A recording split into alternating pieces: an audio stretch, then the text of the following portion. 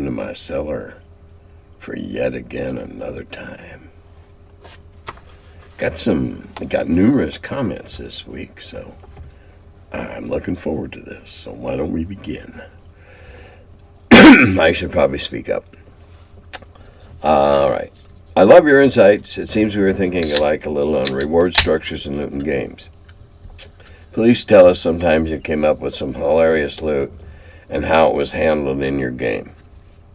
Well, there was a time when they got into the temple, and the temple was in the process of being abandoned when it was deserted and the calamity overcame it.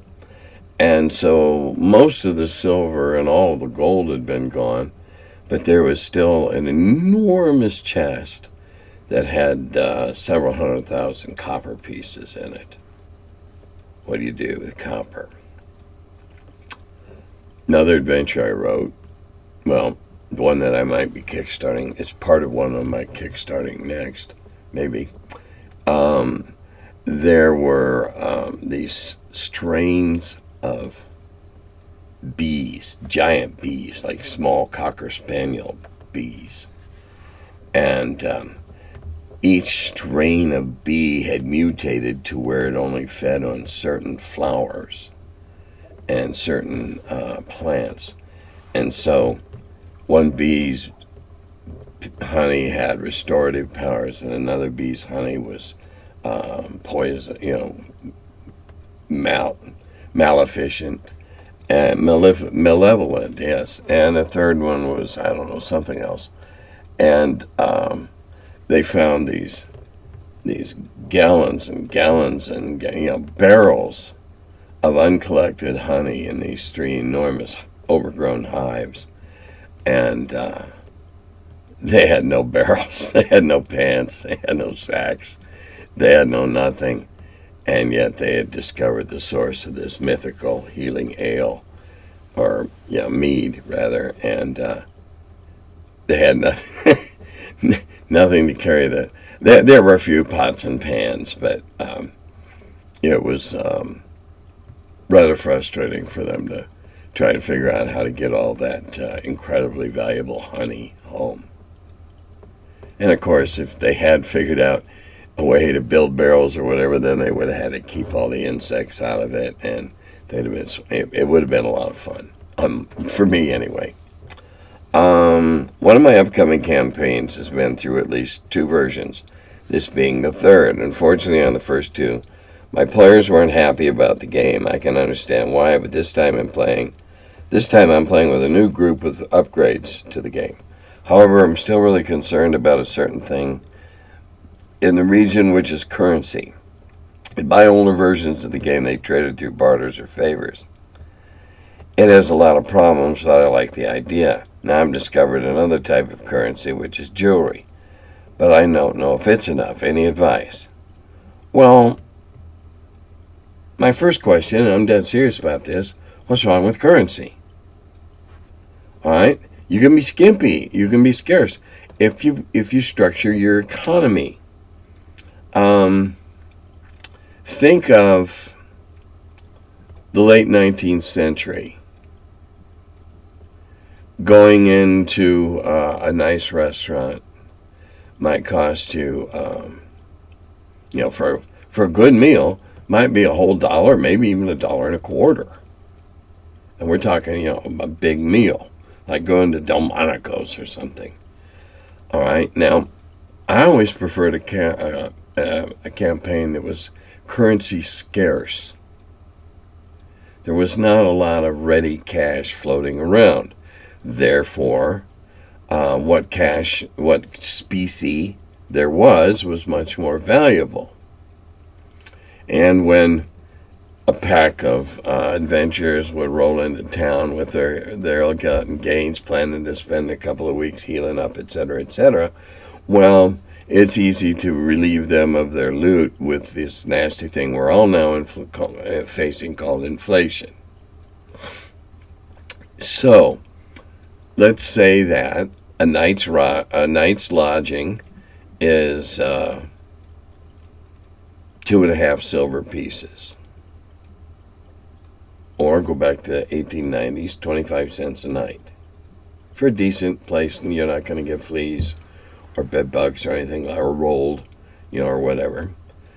So now, if you posit this using services rendered by inns and whatever, you structure your costs the same way. 100 gold pieces becomes a substantial sum. Figuring out your values and worth, use a figure of 10 if you like. If they're 100 gold pieces, it'd be like $1,000 for us.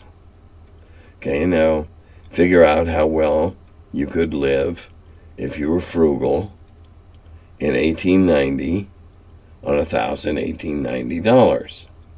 You'd be rich as sin and flashing a roll and getting mugged and getting rolled.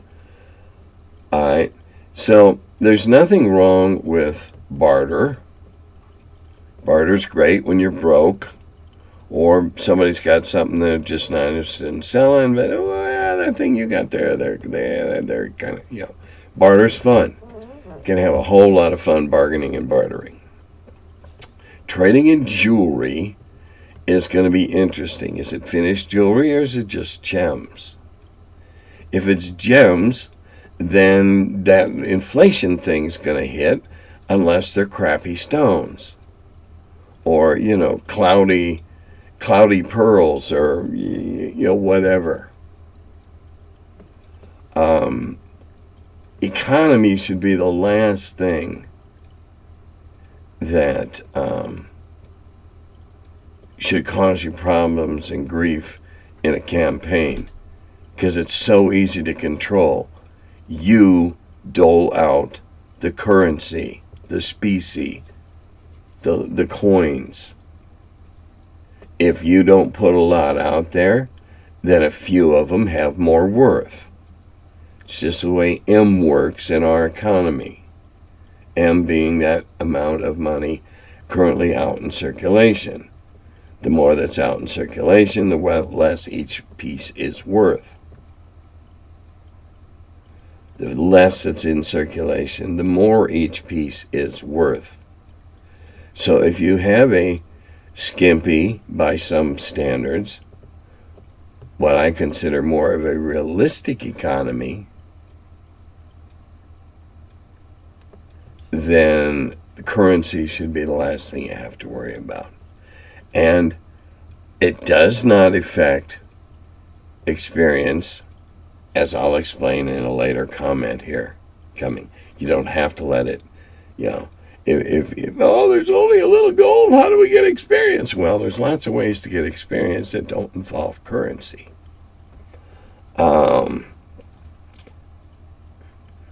Okay, I'm not sure if you, I need a sip on this one.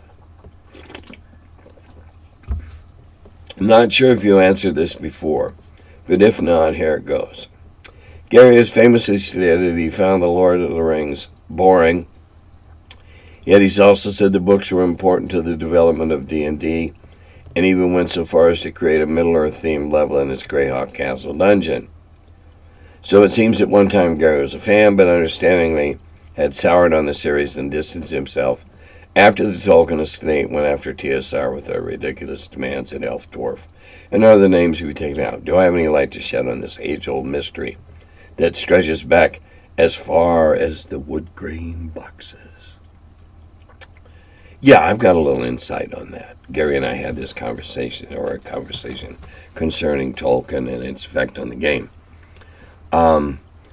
Gary railed against the pervasiveness of Tolkien. The Lord of the Rings and The Hobbit had such... It was part of why D&D was accepted at this period of time, because lots of people have already read about this. And, of course, fantasy fiction was becoming a little more popular each year. And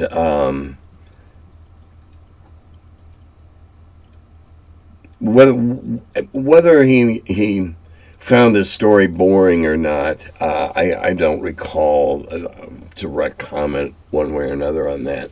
I do know that we fought against the pervasiveness of the Tolkien image of the elves and the dwarves.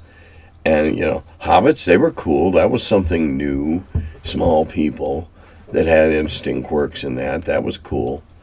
But when Gary and Dave wrote the book, when they were thinking about dwarves, they were thinking about the much more malevolent type of Central and Western Europe mythology, or the mischievous type of other mythologies who were not too inclined to help people and certainly didn't want any truck with them, humans. He saw elves as mischievous sprites. That's why they were chaotic, because they were more like the smaller, diminutive, woodland-type elves than the Legolas with the unerring bow type of elves. And that image of elves supplanted what elves were originally supposed to be. So Gary hated, and I understand, and we fought against that, trying to point out that that was not the only interpretation of what a mythical creature was to begin with. But by the same token, we realized that if Tolkien hadn't been so widely accepted and absorbed, the field wouldn't have been nearly as fertile for us to plant the seeds of D&D in. Love, hate. Love it for the tilling and the stump pulling that it did. Hate for some of the fruits that came out of it. But that's really what it boils down to. I would find it really interesting to hear a recording of Gary saying that he found The Lord of the Rings boring. He might have said it was too long, and therefore led to whatever. But I really don't think that he said that in exactly those words. Because we talked about it. We talked about Gandalf being possibly one of the Valar, and we published an article about, come on, by anything that Gandalf did in any of the, not in any of the books, he didn't stat out any higher than a 5th level OD&D magic user. And he didn't. But then again, 5th level was pretty exalted back in the day. Some of those levels were created early on, kind of like, like somebody will make that many levels, right? Okay, if you do, here it is.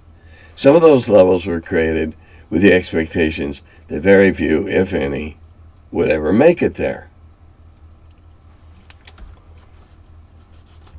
And the estate coming after that didn't irk anybody any more than the Burroughs people or the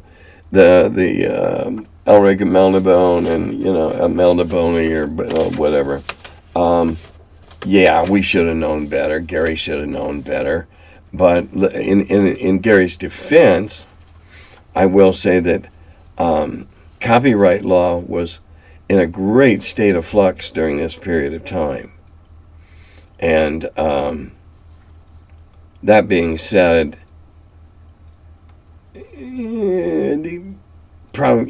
the idea of fair usage was very clearly defined during this period of time. What was fair usage and what wasn't. All right.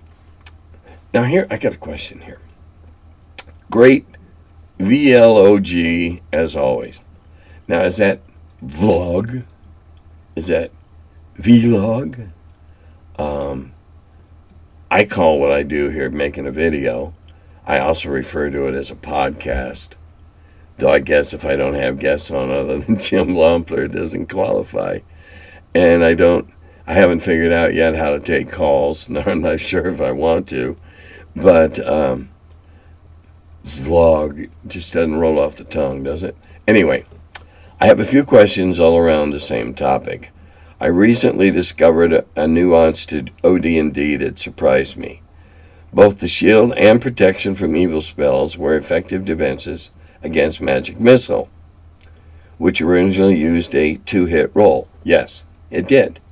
And if you hit, my God, it was like calling in a section of 81 millimeter mortars. Just blew the shit out of everything over a certain area. And if you missed, it was like you fired a round of duds or fired 3 clicks long. All or nothing. All right, anyway. Shield spell was updated to nullify it. Yeah, in AD&D it always hits. Yes, yay! I claim credit for changing that. It always hits. Yes, it always does. For 1, 2, or 3 points is the way it was originally made to always hit. Roll a 6-sider, divide by 2.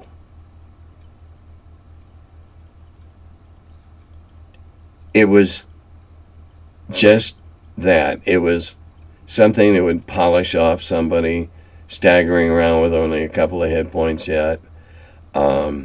It was not meant to be the mortar barrage that it had been always. The shield spell was updated to nullify it, but the protection from evil wasn't. So it's no longer a defense against it. Was this intentional? Yeah.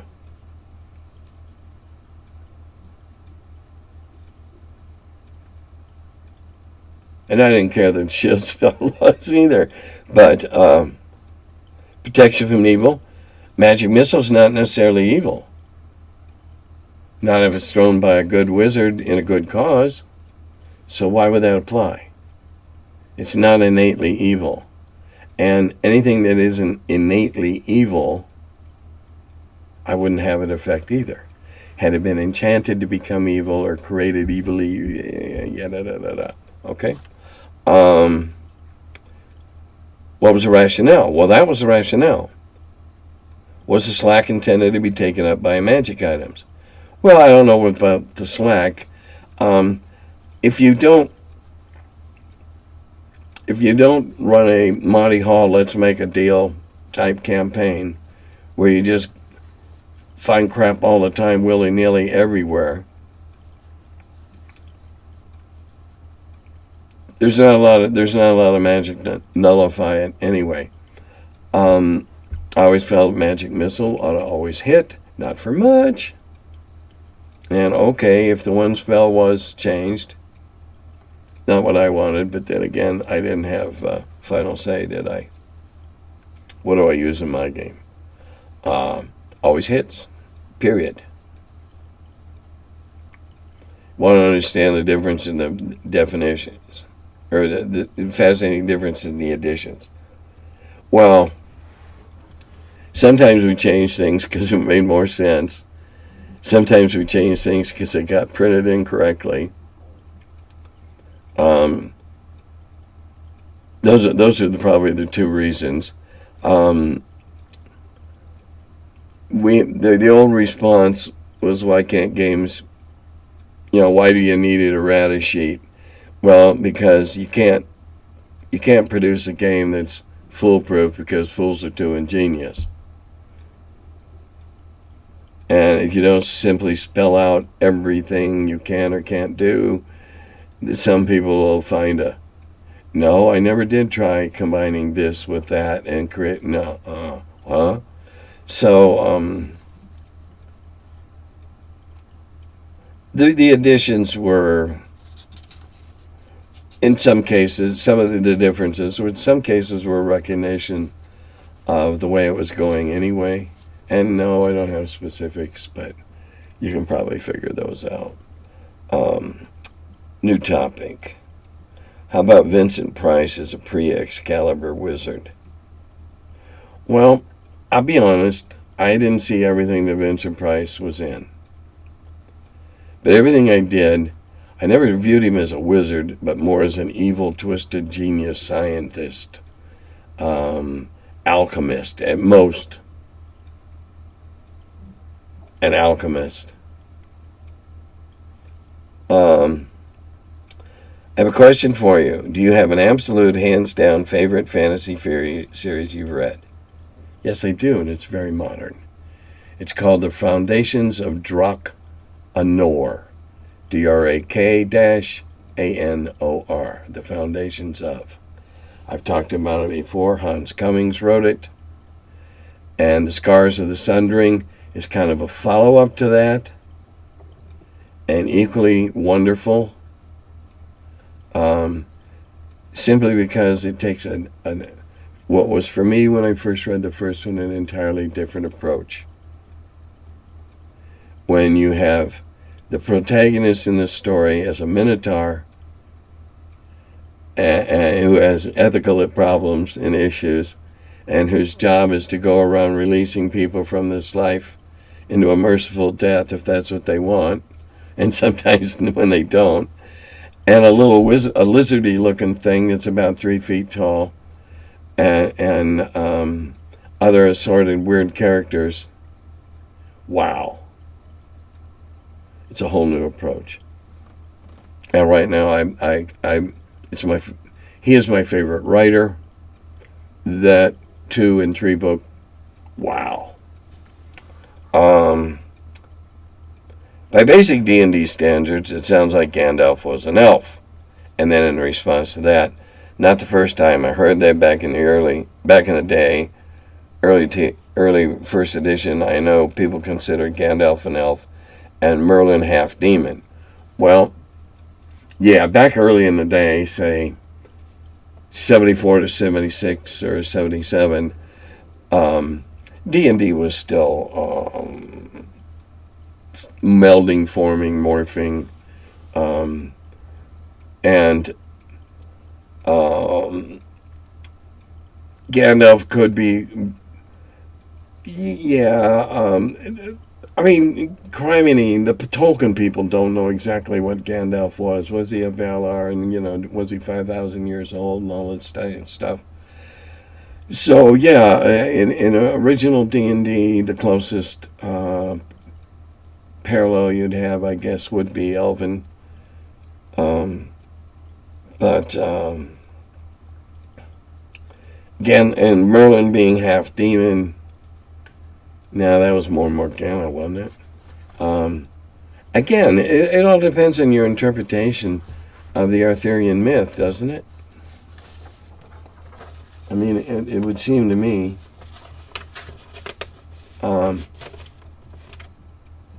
Okay, hi, Tim. Thought you might get a chuckle or two from the latest Dungeons & Dragons 5e news.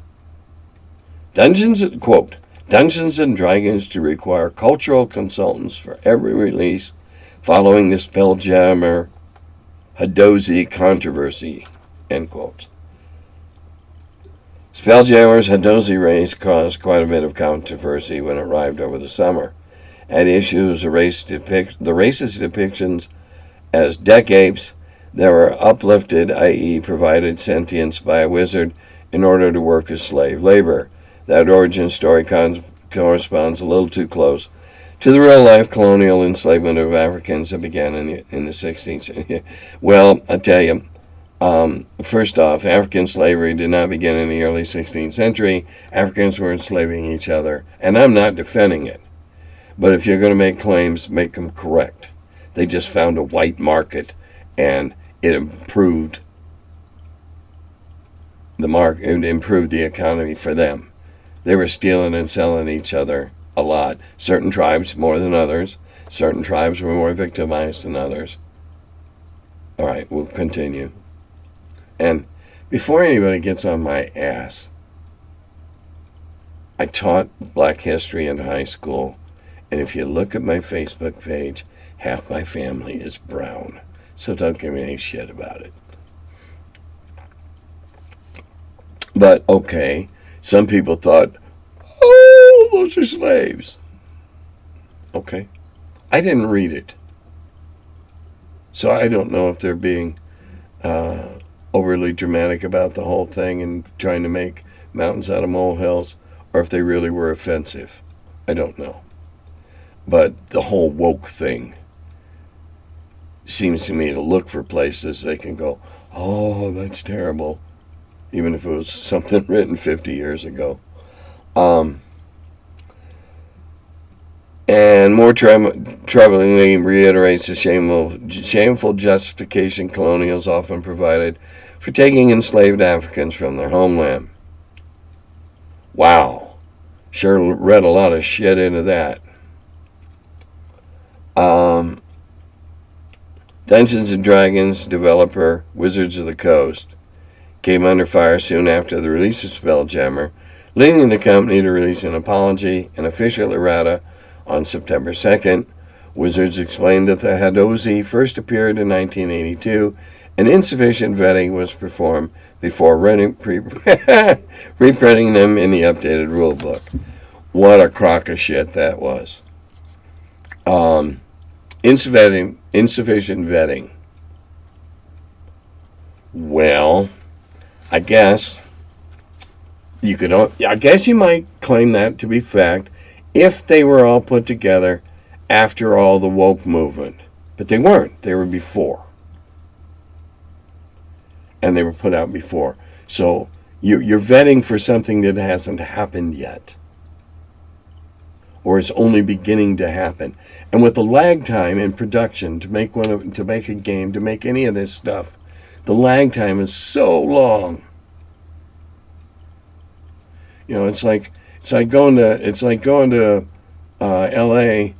in April to tape a show that's not going to come on until November, and talking about Turkey because it's coming on that week. Well, in the meantime, there may not be a Thanksgiving. Or they may have declared that nobody will be eating turkey. It's a ham week. And so, you see what I'm saying here? Okay. I hope. If you don't, rewind it.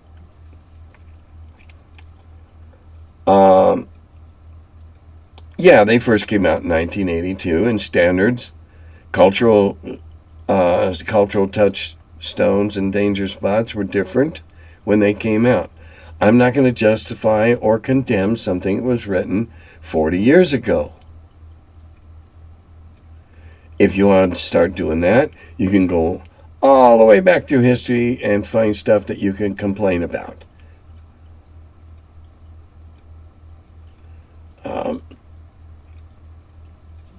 Should they have known better? Yes. Is it unfortunate that they got burned? That depends on how you feel about WotC and Hasbro. Personally, my personal opinion, observation, it seems to me that WotC brought on some of this woke crap onto themselves, and we're really bad at picking up on the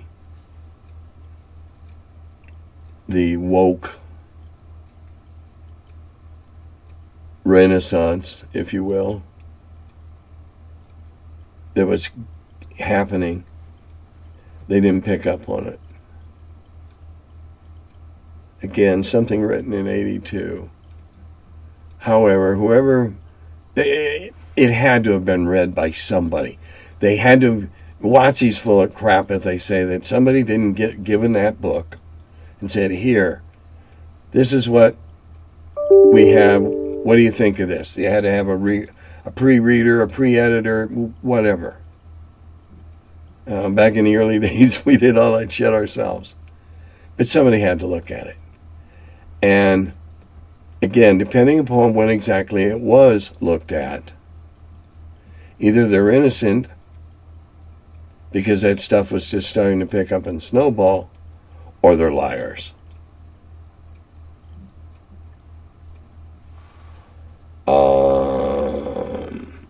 How would a magical sword of slaying human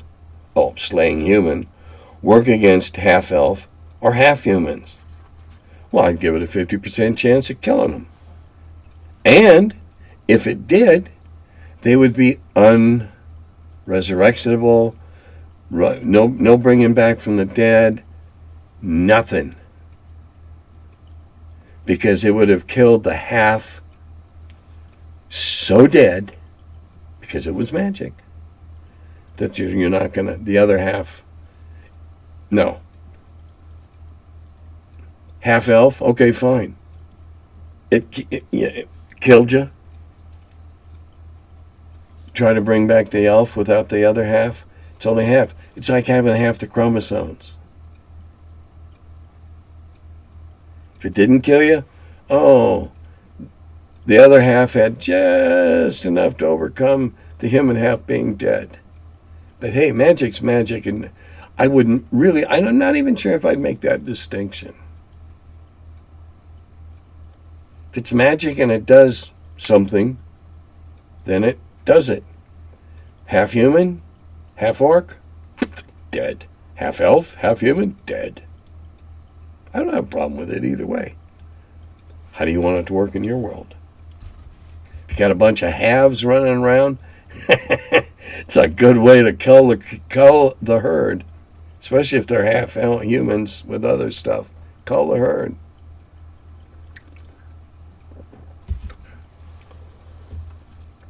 I remember when I was introduced to D&D in 1977 by my friend Mike.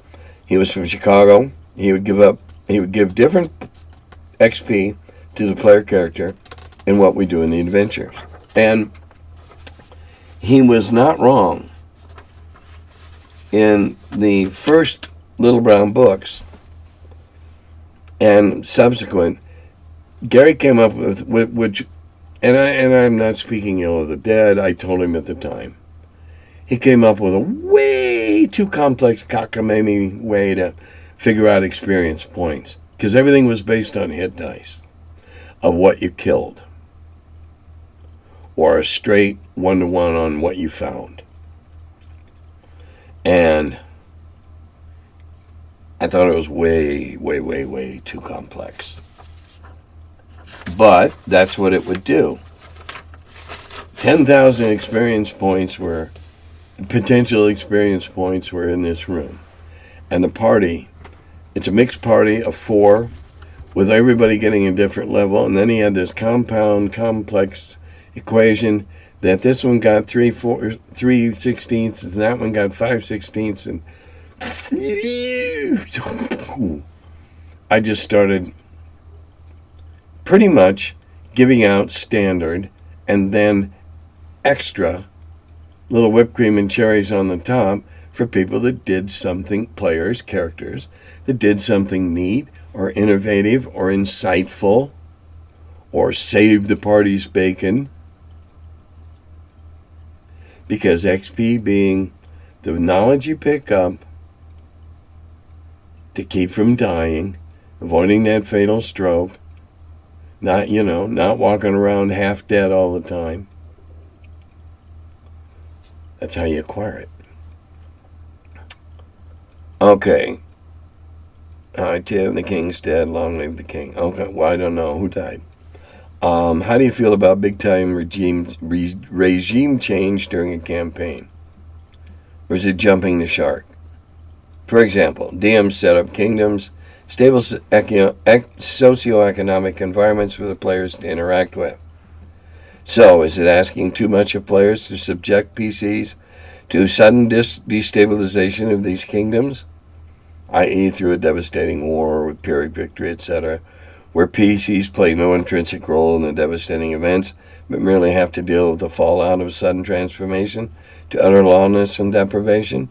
Why not? Sounds to me like living in this world just got more and more interesting. The PCs leave the stable kingdom to go down a dungeon hole, survive the crawl, gaining a life-changing treasure hoard, but emerge from the dungeon into effectively a post-apocalyptic world where all their contacts and former contacts has been swept away by war, pestilence, disease, and death, to be replaced by a chaotic, desperate, and dangerous world to interact with. Would this move be veering away from the spirit of old school? Not at all. That sounds like when we used to go to parallel universes, where everything was different, much like some of the old sci-fi stories.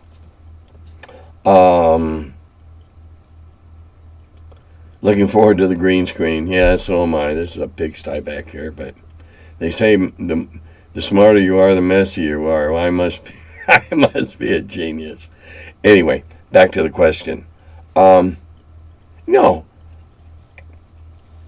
you can approach running a campaign in many different ways, but maybe the two extremes or the two poles would be where, and there's lots of them out there, where the whole campaign is embroiled in politics and factionalism and stuff like that. And that's wonderful if that's the way you want to play it, and the DMs, I should have said DM is or DMs are able to keep track of all of the threads that you'll have when you're weaving a tapestry of that size and detail. There's other ways you can have great times and completely ignore the macro of the world politics. You don't have to let it affect you at all. I guess it would depend on whether or not you want to pull that stunt, on how confident you are that your players are going to be able to at least start to ease into new circumstances that are going to change everything that's been done up to date. And how do you keep that from turning into murder hobos?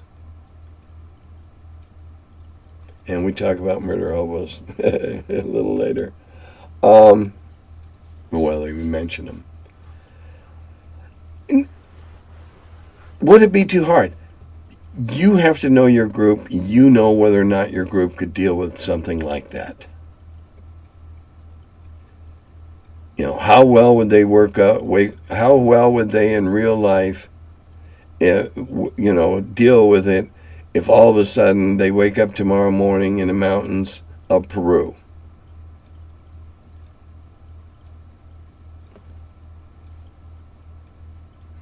How about if we, in real life, wake up in Ukraine tomorrow? Not an easy question to ask. There's so many variables, but certainly there's no reason not to if that's the level of detail you're into. I mean, I know of campaigns where the players are now the cops, corrupt as hell, and have taken over the big megalopolis, and they run the thing. Whatever floats your boat.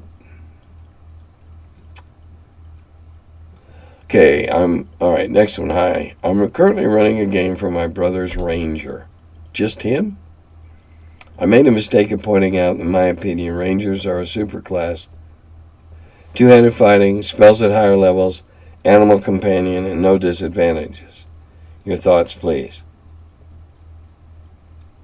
Yeah, apparently you're the one that asked about somebody that got both lycanthropy and vampired.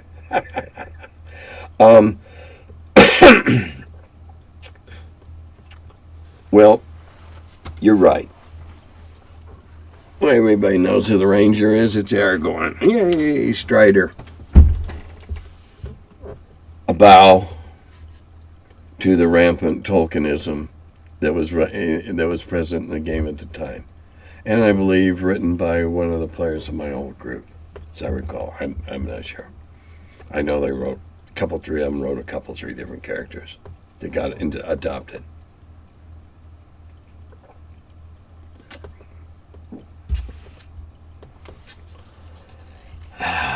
Well,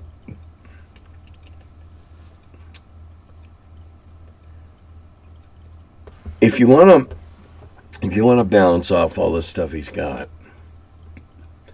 then give him a special town charisma.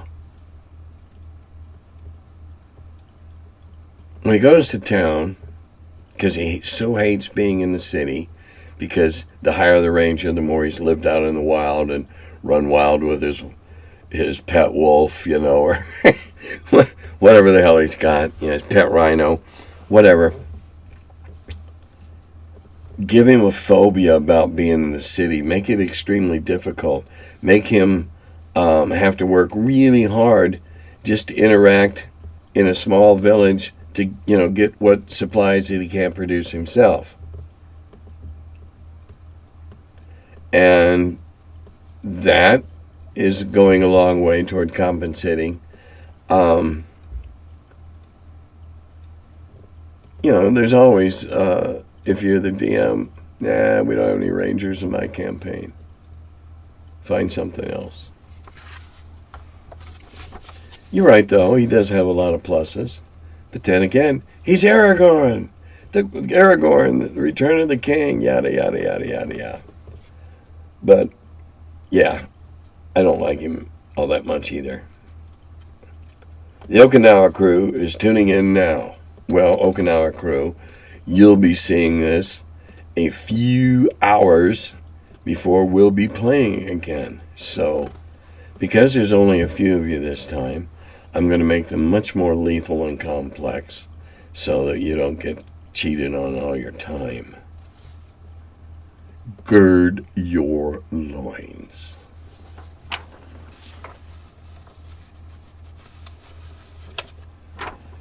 I still use gold for XP because it incentivizes exploration. In this way, it makes exploration more valuable than just killing things. Well, okay, for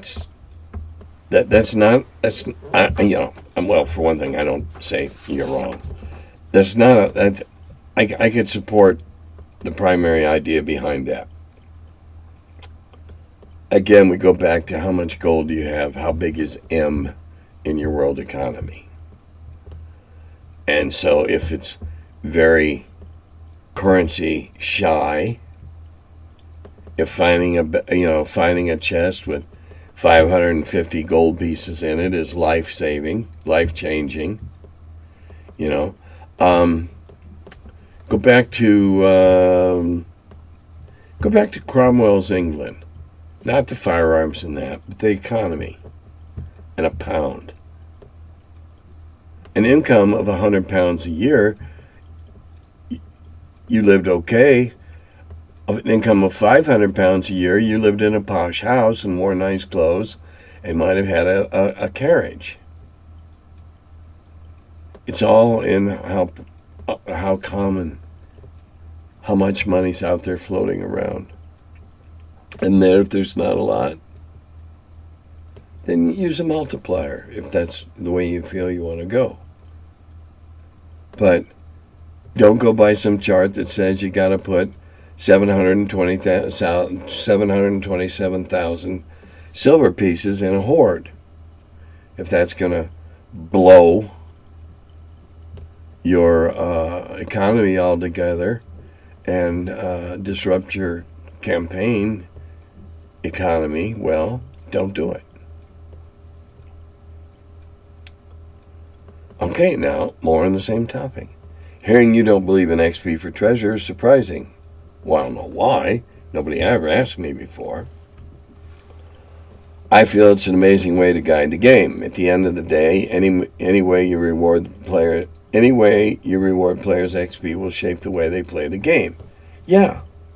That's why I don't just send them out there on a mad dash for loot.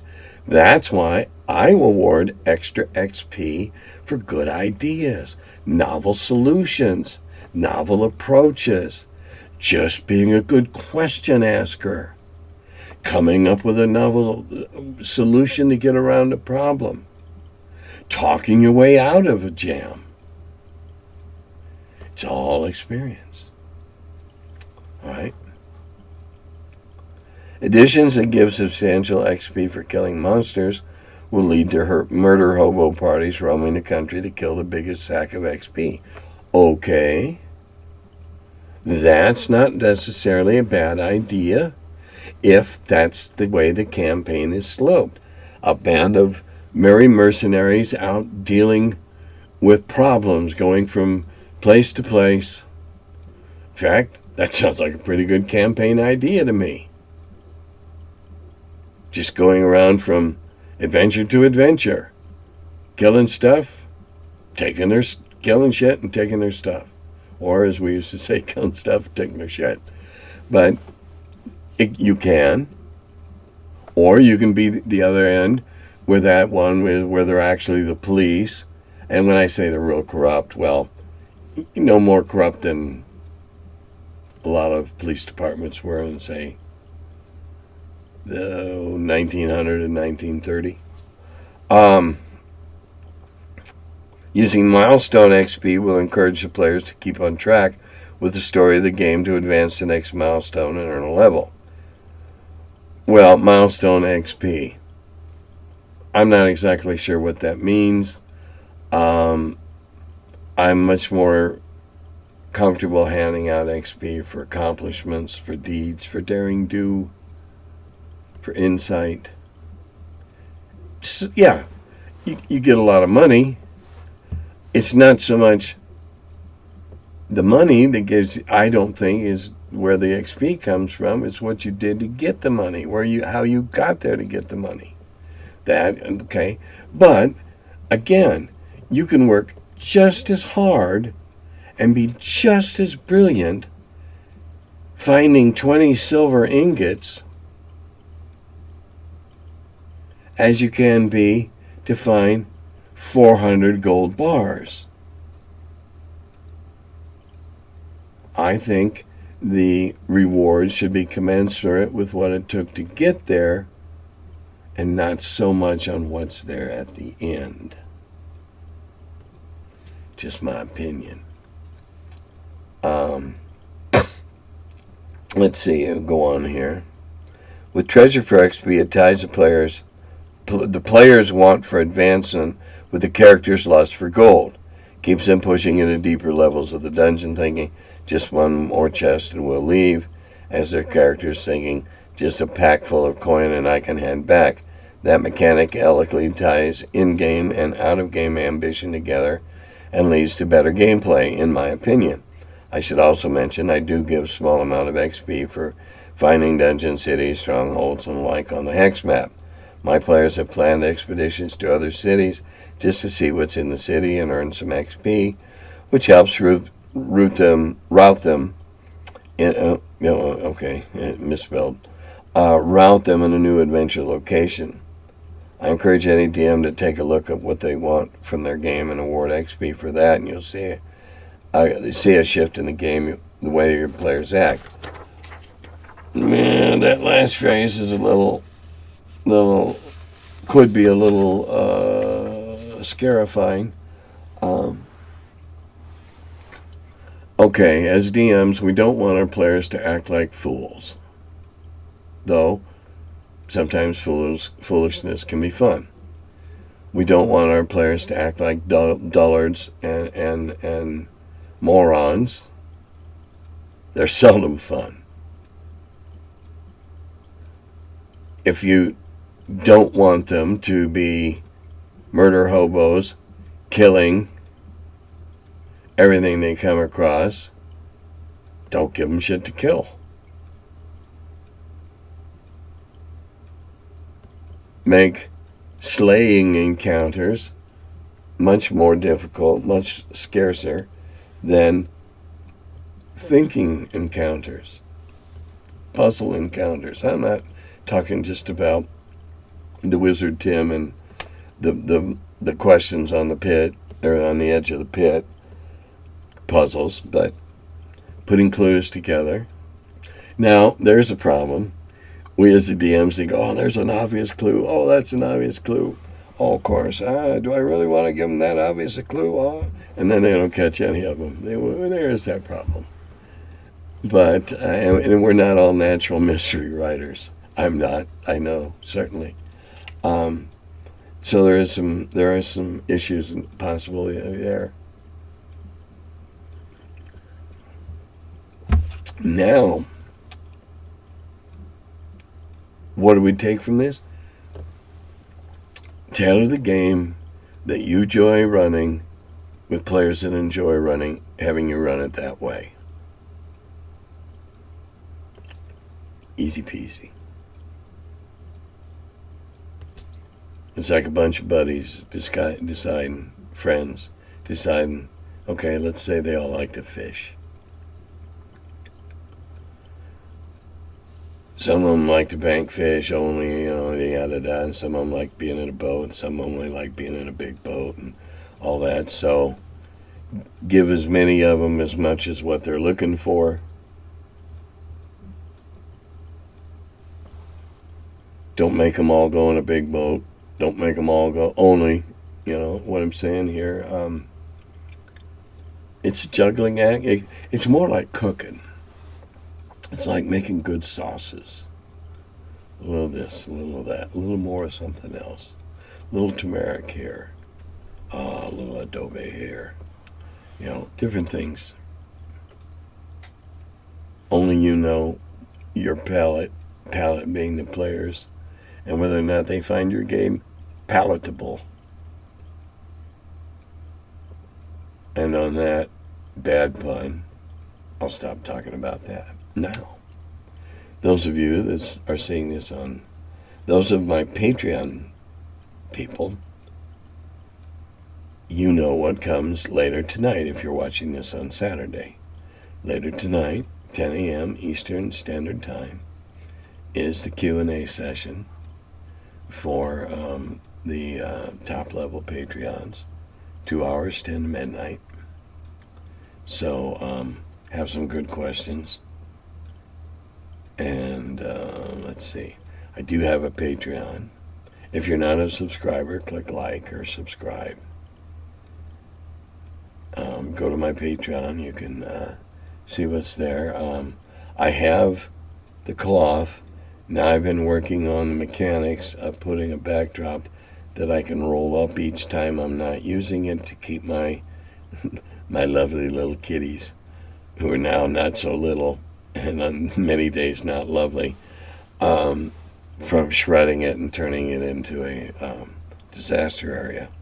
I have a 2 meter by 3 meter green screen that I'll put up behind me and then roll it up when it's not in use so the cats can't get at it. That's coming this month. So I've thought it out. Now I just have to price my materials, and we're ready to go. And so on that note, I think that I know it's all the questions. I said about the Q&A. Okinawa, we're going to be playing on Sunday, my Sunday morning, your Sunday night. Patreon, be a subscriber. D20 still in work. Weaver Queens being compiled even as we speak. All the pieces.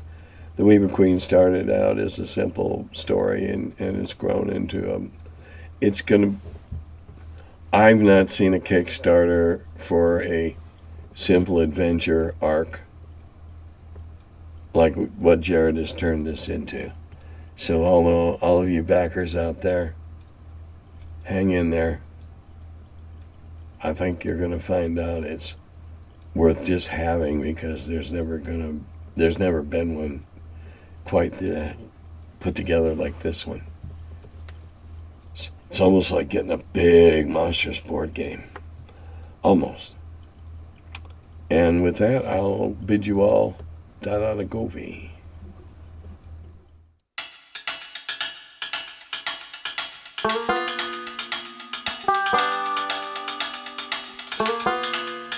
Hello, and welcome to my cellar.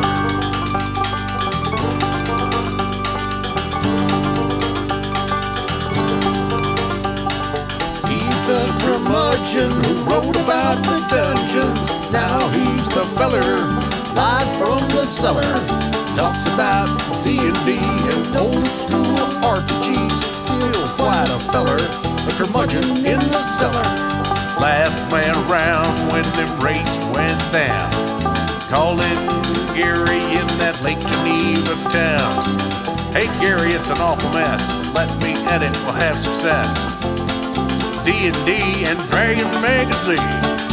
He's a curmudgeon who wrote about the dungeons. Now he's the feller, live from the cellar. Talks about D&D and old school RPGs, but he's still quite the feller, the curmudgeon in the cellar. Magic missile, it's a mortar shell. Make it hit in the first level spell. Brought psionics to the game to attack that wizard's brain. ESR and fantasy, collection of micro armory. Titan with tramp under a tree, High as could be. He's the curmudgeon who wrote about the dungeons. Now he's the feller, live from the cellar. Talks about D&D and old school RPGs, but he's still quite the feller, the curmudgeon in the cellar. Still quite the feller, the curmudgeon in the cellar.